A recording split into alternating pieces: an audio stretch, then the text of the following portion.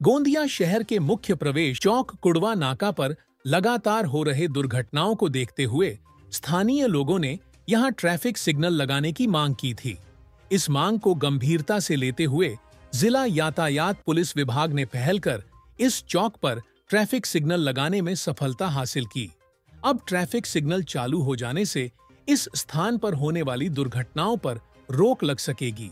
वहीं कुड़वा चौक पर traffic signal लगने से स्थानीय नागरिकों ने यातायात पुलिस का आभार व्यक्त किया। गोंदियामधील कुडवा नाका येथे ट्रॅफिक सिग्नलची स्थापना झालेली आहे आणि कुडवा नाका हा गोंदिया शहराचा एक एंट्री पॉइंट आहे आणि सदर ठिकाणी वारंवार अपघात होत होते आणि नागरिकांची मागील 2 वर्षापासून मागणी होती की सदर ठिकाणी ट्रॅफिक सिग्नल असावा।